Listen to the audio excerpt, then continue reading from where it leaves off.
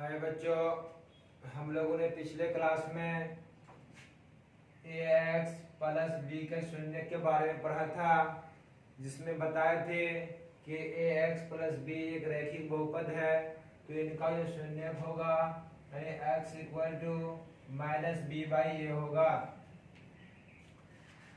यहाँ तक कल हम पढ़े थे।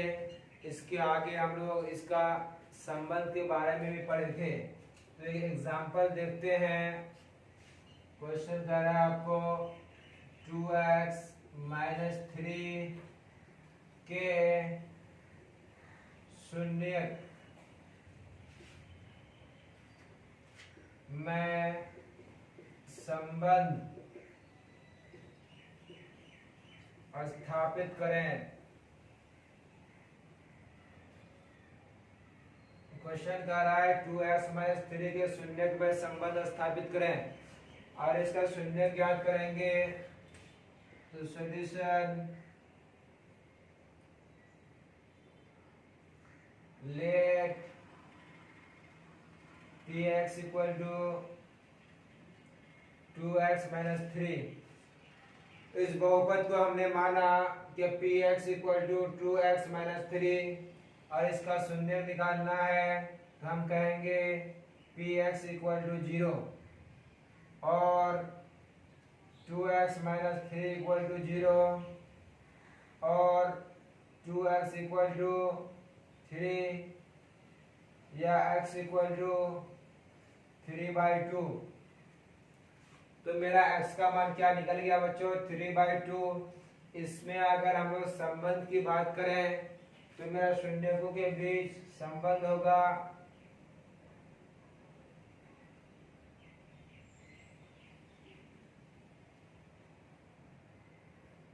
बीच संबंध। अगर 3 का बात करेंगे तो यहाँ हम लोग माइनस डाल देंगे। तो क्या होगा? माइनस x का गुणांक यानी माइनस अचर पद। अचर पद क्या है आपका? -3 यानी अचर पद। अचर पद बटे x का गुणांक। x का गुणांक क्या है आपका? 2 यानी x का गुणांक। यही आपका शून्यकों के बीच संबंध होगा। अब हम लोग द्विघात बहुपद के शून्यकों और गुणांकों के बीच संबंध स्थापित करेंगे कि द्विघात बहुपद के शून्यकों और गुणांकों के बीच क्या संबंध होता है, इसके बारे में देखेंगे। देखिए बच्चों, द्विघात बहुपद के शून्यकों और गुणांकों के बीच संबंध स्थापित करेंगे कि द्विघात बहुपद के गुणांकों और शून्यकों के बीच क्या संबंध होता है। हम मानते हैं, माना कि कोई एक बहुपद है px equal to x minus 2 into x plus 3। ये एक बहुपद है px equal to x minus 2 into x plus 3 एक द्विघात बहुपद है।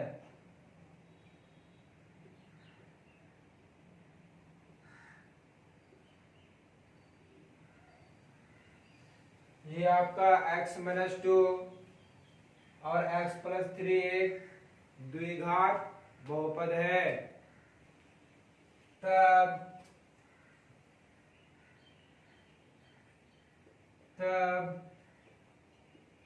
px इक्वल टू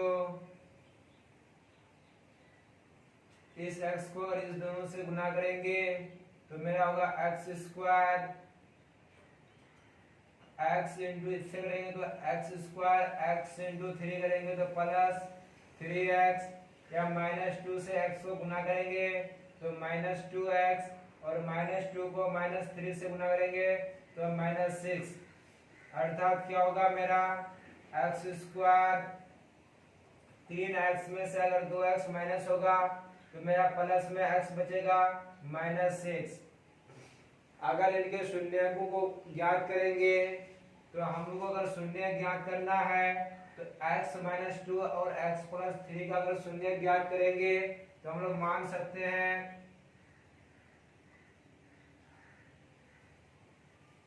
px का शून्य ज्ञात करने के लिए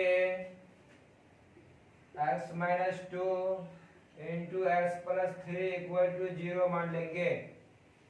यानी px का शून्य ज्ञात करने के लिए x-2 plus x+3 equal to 0 लेंगे, अर्थात x-2 इक्वल टू 0 अगर करेंगे तो x इक्वल टू मेरा 3 आएगा और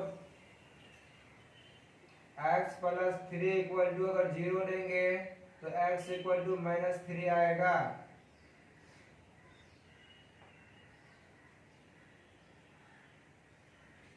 अगर हम लोग इसमें संबंध की बात करेंगे, अगर हम लोग मान लेते हैं कि इसका एक शून्य अल्फा और बीटा है, माना कि इनके दो शून्य अल्फा कॉमा बीटा है, तो शून्यकों का योगफल शून्यकों का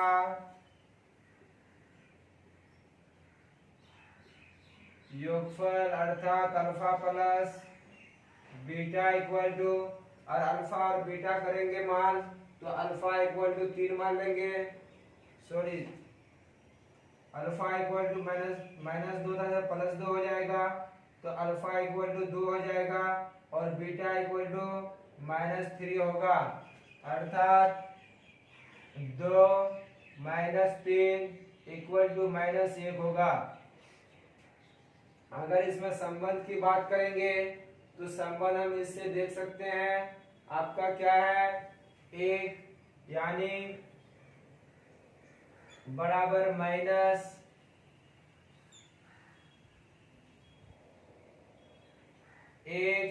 बटे x का गुणांक भी आपका 1 है तो बटे 1, अर्थात -x का गुणांक बटे x² का गुणांक। अगर हम लोग इसका शून्यकों का गुणनफल देखेंगे, शून्यकों का गुणनफल इक्वल यानी alpha into beta equal to क्या होगा, अल्फा का मान 2 है, बीटा का -3 है, तो 2 गुना -3 इक्वल टू -6।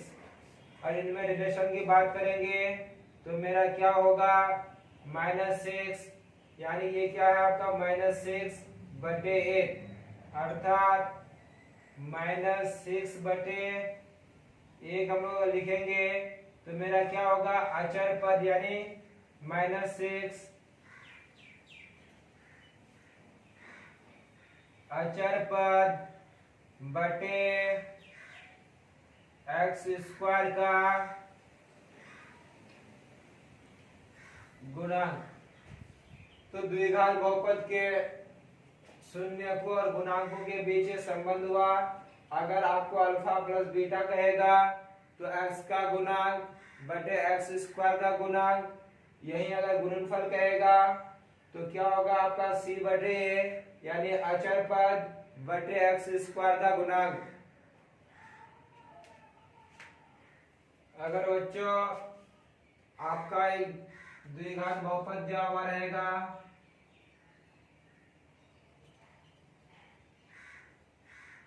द्विघात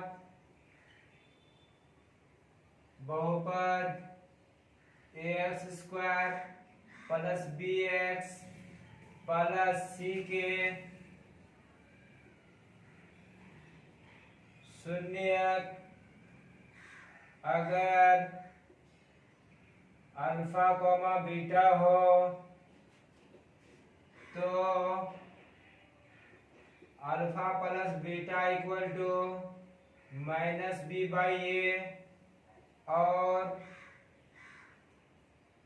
अल्फा इंटू बीटा अर्थात शून्यकों का योगफल बराबर सी बाई ए। तो अल्फा प्लस बीटा बराबर minus B by A, minus आपका यहाँ लग जाएगा और यहाँ पर आपका बी का जो मान रहेगा वो यहाँ आ जाएगा बटे ए हो जाएगा।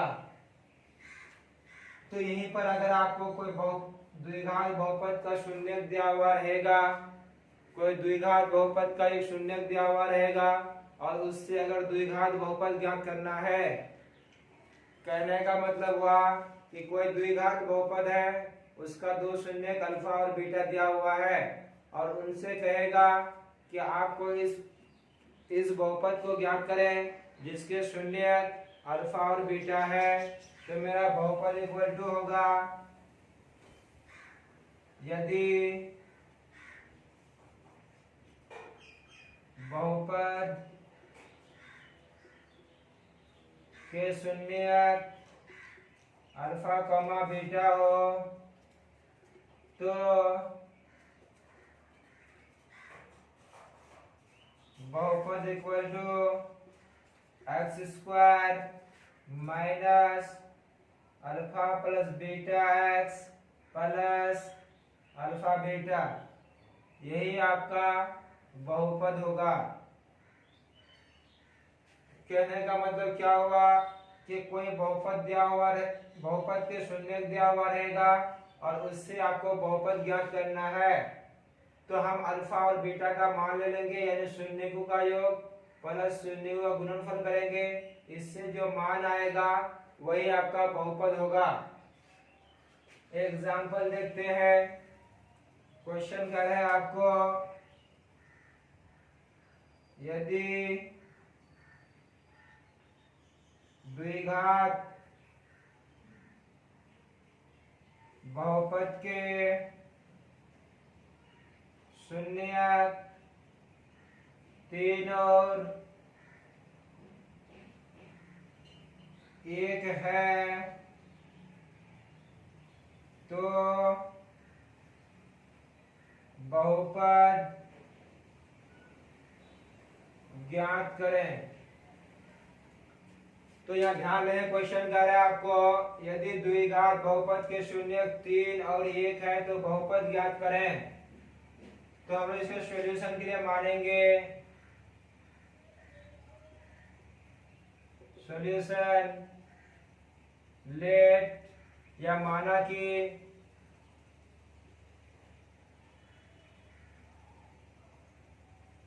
अल्फा कॉमा बीटा बहुपद के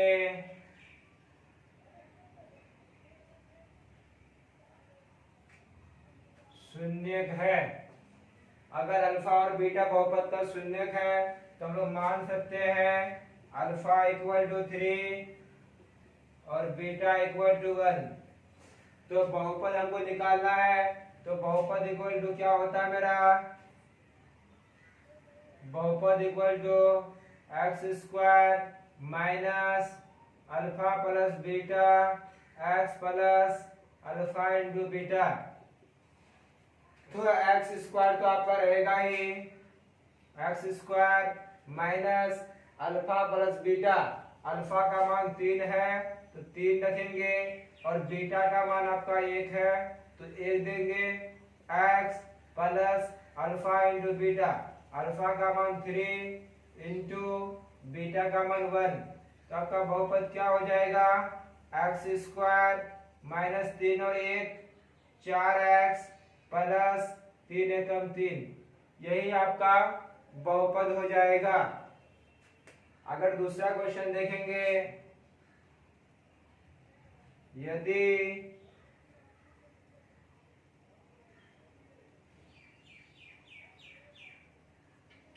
द्विघात बहुपद के शून्यक -3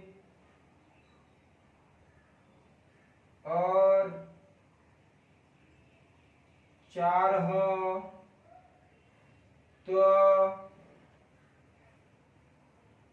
बहुपद ज्ञात करें। अब क्वेश्चन कर रहा है यदि द्विघात बहुपद के शून्य -3 और 4 हो तो बहुपद ज्ञात करना है। तो बहुपद ज्ञात करने के लिए हम लोग मान लेंगे सॉल्यूशन, माना कि अल्फा कॉमा बीटा द्विघात बहुपद के शून्यक है। अगर अल्फा और बीटा बहुपद के शून्यक है तो अल्फा इक्वल टू मेरा कितना हो जाएगा -3 और बीटा इक्वल टू हो जाएगा मेरा 4। तो बहुपद इक्वल टू क्या होगा, बहुपद equal to x² minus alpha plus beta x plus alpha into beta, यही मेरा बहुपद होगा। तो x² की जगह हम लोग x² डाल देंगे और अल्फा प्लस बीटा, यानी अल्फा का मान आपका क्या है -3, बीटा का मान है 4, minus 3 plus 4x plus alpha का मान -3 इंटू बीटा का मान 4। तो ये क्या होगा x², 4 में से अगर 3 घटेगा तो मेरा कितना बच जाएगा बच्चों, 1 बच जाएगा। यहाँ पर 1x बचेगा, यानी x यहाँ पर प्लस माइनस 4 12 हो जाएगा। तो इस तरह से हम लोग बहुपद ज्ञात कर लेंगे। अब हम लोग द्विघात बहुपद के शून्यक निकालेंगे और शून्यकों के बीच संबंध की सत्यता की जांच करेंगे कि उनके बीच जो संबंध है alpha plus beta equal to -b/a, तो इसको हम लोग निकालेंगे और अल्फा इंटू बीटा बराबर c/a, इसको हम लोग ज्ञात करेंगे।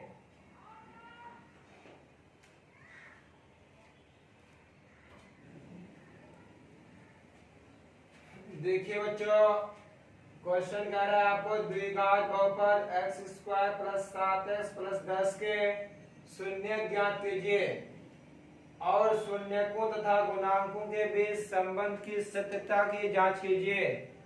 इनका जो है आपको शून्यक ज्ञात करना है। शून्यक ज्ञात करने के बाद इसके शून्यकों और गुणांकों के बीच संबंध की सत्यता की जांच करना है। अगर हम लोग इसका सॉल्यूशन देखेंगे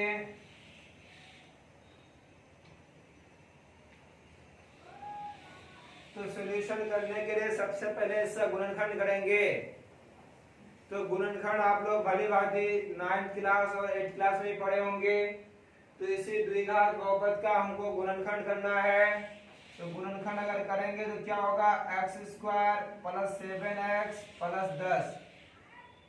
तो यहाँ पर अगर हम लोग देखते हैं तो ये आपका किस में दिया हुआ है, पावर का असेंडिंग ऑर्डर में दिया हुआ है। अगर पावर असेंडिंग ऑर्डर में दिया हुआ नहीं रहता तो हम लोग पावर को लिखते हैं हम लोग इसके डिसेंडिंग ऑर्डर पर, कि पहले बड़ा पावर फिर उससे छोटा पावर फिर उससे छोटा पावर, यानी हम इसको इनके पावर के डिसेंडिंग ऑर्डर पर सजाएंगे। तो इनका अगर गुणनखंड करेंगे तो गुणनखंड करने के लिए हम लोग ध्यान रखेंगे कुछ रूल। सबसे पहले हम लोग इसको ax² plus bx plus c से कंपेयर करेंगे, अर्थात ax² plus bx plus c से अगर कंपेयर करेंगे तो a का मान मेरा 1 होगा, a इक्वल टू 1 होगा, b का मान आपका 7 होगा और c इक्वल टू आपका 10 होगा। यानी a का मान आपका 1 हो जाएगा, b का मान आपका 7 हो जाएगा, c का मान आपका 10 हो जाएगा। तो हम लोग इसको गुणनखंड करने के लिए सबसे पहला स्टेप याद रखेंगे, a इंटू सी करेंगे, यानी a इंटू सी, a का मान 1 है, c का मान 10 है। 1 इंटू 10 अगर करेंगे तो मेरा 10 होगा, और 10 का हम लोग क्या करेंगे, गुणनखंड करेंगे। तो 10 का अगर गुणनखंड करेंगे तो 10 का गुणनखंड में क्या होगा, 2 गुना 5, 2 गुना 5। तो इसके गुणनखंड को हम लोग इस प्रकार तोड़ेंगे कि उस दोनों गुणनखंडों का योगफल मेरा b के बराबर हो जाए, यानी गुणनखंडों का योगफल b हो जाना चाहिए। गुणनखंडों का योगफल b के बराबर हो जाना चाहिए और उस दोनों गुणनखंडों का गुणनफल यानी गुणनखंडों का गुणनफल a इंटू सी के बराबर हो जाना चाहिए। यानी AC का जो मान आया है आपका 10, इसी 10 के बराबर होना चाहिए, तभी आपका ये रूल यानी इसका गुणनखंड आसानी से बन जाएगा। तो a इंटू सी का मान 10 आया है और b का मान आपका 7। तो हम लोग क्या करेंगे, इस दोनों को अगर लिखेंगे 5 प्लस 2 तो आपका 7 हो जाएगा, अर्थात b के बराबर हो जाएगा। और 5 गुना अगर 2 करेंगे तो 5 दूनी 10 यानी a इंटू सी के बराबर हो जाएगा। तो इसके बराबर अगर पुड़ गया मेरा तो यहीं से मेरा काम हो जाएगा। तो अर्थात क्या होगा मेरा, इसमें x लगा देंगे, x स्क्वायर प्लस 5 में x लगा देंगे तो क्या होगा बच्चों मेरा 5x, और 2 में भी x लगा देंगे तो 2x प्लस 10, यानी 5 और 2 आपका 7x पुड़ गया। इसके मान में कोई भी इफेक्ट नहीं आ रहा है। और यहाँ 5 दूनी 10 भी आपका पुड़ रहा है। तो इन दोनों टर्म में हम लोग x को कॉमन ले लेंगे। अगर x को कॉमन लेंगे तो यहाँ पर आपका x स्क्वायर में से x निकल जाएगा, तो यहाँ पर x बचा हुआ रहेगा और यहाँ पर आपका 5 बचा हुआ रहेगा। अगर इस दोनों में कॉमन की बात करेंगे तो कॉमन मेरा क्या होगा, 2 कॉमन होगा, यहाँ पर x प्लस 5 बचा हुआ रहेगा। तो फिर आगे कॉमन क्या होगा मेरा, x प्लस 5 इसमें भी है, x प्लस 5 इसमें भी है। तो अगर हम लोग x प्लस 5 को कॉमन ले लेंगे तो यहाँ पर x बचेगा और यहाँ पर 2 बचेगा, अर्थात x प्लस 2 होगा। तो बच्चों ये चीज आपका रफ है, इसको आपको कॉपी में दर्शाने की कोई जरूरत नहीं है। अगर आपको समझ में आ जाता है डायरेक्ट तो डायरेक्ट ये कर सकते हैं, ये आपका रफ है, इनको कोई मतलब नहीं है क्वेश्चन से। तो ये आपका क्या हो गया, गुणनखंड हो गया। तो हम लोग इसको मानेंगे let x plus 5 into x plus 2 equal to 0, यानी इसको और इसको हम लोग क्या मान लेंगे 0, यानी a भी 0 के बराबर, ये वाला भी 0 के बराबर। तो मेरा क्या होगा, x प्लस 5 इक्वल टू 0, यानी x इक्वल टू -5 और x प्लस 2 इक्वल टू 0, तो x इक्वल टू -2, यानी कि x का मान, एक x का मान -5, एक x का मान आपका -2, यानी अल्फा मान लीजिए -5 को और बीटा मान लीजिए -2 को। तो इस तरह से हम लोग क्या करेंगे, अल्फा मान लेंगे एक को बीटा मान लेंगे।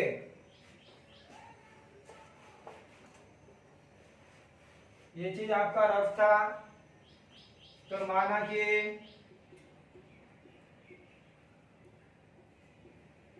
Alpha equal to -5, beta equal to -2, तो इनमें क्या करेंगे हम लोग, शून्यकों का योगफल यानी अल्फा प्लस बीटा, चाहे तो आप ऐसे लिख देंगे या फिर हिंदी में लिखेंगे शून्यकों का योगफल। शून्यकों का योगफल क्या होगा, शून्य क्या है, -5 है प्लस -2, तो क्या होगा -5 प्लस -2, 5 और 2 -7। इसमें अगर रिलेशन देखेंगे तो मेरा क्या होगा, माइनस x का गुणांक, ये क्या होगा मेरा x का गुणांक बटे x स्क्वायर का गुणांक, और शून्यकों का गुणनफल, या alpha into beta equal to क्या करेंगे, -5 into -2 equal to minus minus plus 5 दूनी 10 हो जाएगा। तो इसमें क्या रिलेशन होगा, अचर पद। इसमें क्या होगा, अचर पद, अचर पद बटे एक्स स्क्वायर का गुणांक। तो ये आपका रिलेशन हो गया कि शून्यकों के बीच आपका क्या होगा, अचर पद बटे एक्स स्क्वायर का गुणांक और शून्यकों के योगफल में एक्स का गुणांक बटे एक्स स्क्वायर का गुणांक। तो इस तरह से इस क्वेश्चन का यहाँ से यहाँ तक सॉल्यूशन हो गया। फिर नेक्स्ट क्वेश्चन देखते हैं हम लोग।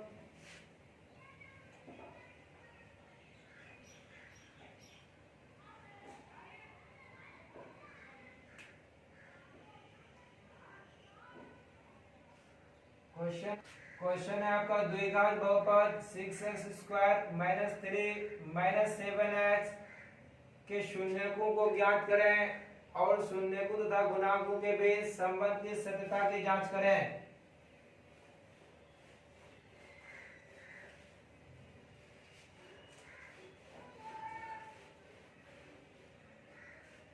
फिर अगर इसका सॉल्यूशन करेंगे तो सॉल्यूशन के लिए सबसे पहले इसको हम लोग इनके घात के डिसेंडिंग ऑर्डर पर सजाएंगे। ये सबसे बड़ा घात क्या है आपका, 6x² - 7x - 3। इसका हमें क्या करना है, गुणनखंड करना है। गुणनखंड करने के लिए फिर ये चीज करेंगे कि a इक्वल टू कितना है आपका, a equal to 6, b equal to -7, c equal to -3। इसके बाद हम लोग a इंटू सी करेंगे, a इंटू सी अर्थात a का मान 6 और b का मान -3। तो क्या होगा, 6 -18। इस 18 का अगर गुणनखंड करेंगे तो 18 का गुणनखंड में लगेगा 2 गुणा 3 गुणा 3। यहाँ पर साइन से गुणनखंड को कोई मतलब नहीं है। तो यहाँ पर क्या होगा, 2 गुणा 3 गुणा 3 यानी 2 तिया 6, 6 तिया 18। 18 को ये जो गुणनखंड आया 18 का 2 गुणा 3 गुणा 3, इसको इस प्रकार लिखेंगे कि योगफल -b आना चाहिए अर्थात -7 आना चाहिए। तो -7 आने के लिए अगर हम लोग ले लेते हैं 2 -3 तिया 9, अगर 2 में से 9 घटेगा तो -7 आएगा जो b के बराबर है आपका। और 2 गुना -9 अगर करेंगे तो -18 जो a इंटू सी के बराबर आया है। यानी इसको तोड़ेंगे, योगफल आपका b के बराबर होना चाहिए, इस b के बराबर। और यहाँ पर a इंटू सी जो करेंगे ये आपका -18 जो आया है a इंटू सी के बराबर आना चाहिए। तो जब आपका एग्जैक्ट इससे मैच कर रहा है तो आपका ये आपका यहाँ पर आ जाएगा अर्थात 6x² + 2x - 9x - 3 यानी सॉरी +2 है, +2 और -9 मिलकर -7 हो जाएगा। इसको अगर आगे करेंगे तो इन दोनों से कॉमन आपका क्या हो जाएगा, 2 और 3 में 6 और 2 में से कॉमन आपका 2 हो जाएगा। और यहाँ पर भी x है, इसमें भी x है, तो x को कॉमन ले लेंगे।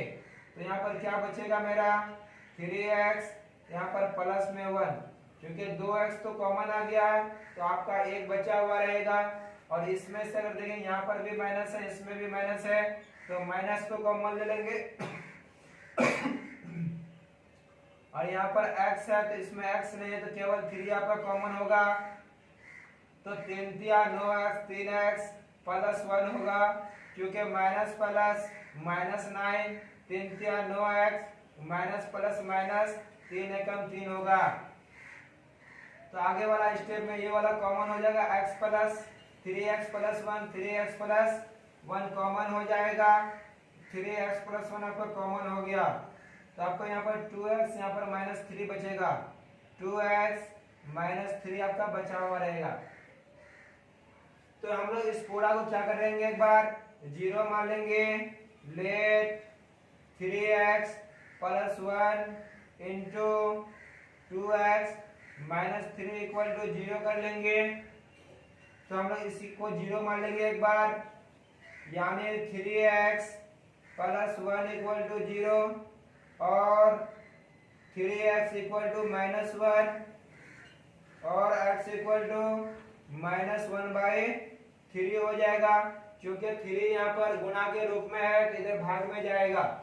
और इसको अगर लेंगे तो 2x -3 इक्वल टू 0 और 2x इक्वल टू 3 हो जाएगा। क्योंकि इधर माइनस है तो उधर जगह प्लस हो जाएगा। और x इक्वल टू 3/2। ये दोनों शून्य हो गया आपका। तो हम मान लेंगे एक को अल्फा और एक को बीटा मान लेंगे।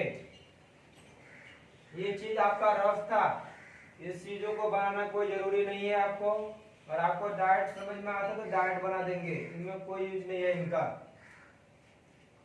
तो ये हम लोग मान लेंगे लेट अल्फा इक्वल टू -1/3 और बीटा इक्वल टू 3/2। इसको हम लोग मान लेंगे। अब क्या करेंगे, अल्फा प्लस बीटा करेंगे, यानी शून्यकों का योग। Alpha plus beta, alpha plus beta क्या होगा मेरा, -1/3 प्लस 3/2। तो इसको जब हल करेंगे तो 2 और 3 का एलसीएम करेंगे, 6 एलसीएम होगा। तो 6 को 3 से भाग करें, 3 दूनी 6, 2 एकम -2। और यहाँ पर से अगर करेंगे तो 2 तिया 6, 3 तिया 9 हो जाएगा। 9 में से अगर 2 घटेगा तो मेरा क्या बचेगा बच्चों, 7/6। तो क्या रिलेशन होगा मेरा इसमें, माइनस x का गुणक, x का गुणक क्या है 7, यानी x का गुणक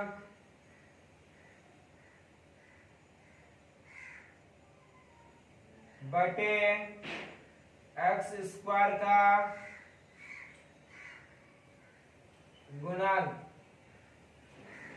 अब अगर देखेंगे अल्फा इंटू बीटा अर्थात शून्यकों का गुणनफल, शून्यकों का गुणनफल होता है आपका क्या है, -1/3 इंटू 3/2। तो देखिए आपका यहाँ से 3 से 3 आपका कैंसिल हो जाएगा। तो क्या बचेगा, -1/2। तो इसमें क्या रिलेशन होगा, अचर पद यानी -3। इनको अगर देखेंगे तो क्या होगा मेरा, -3/6। ये होगा आपका -3/6, यानी अचर पद बटे x² का गुणक।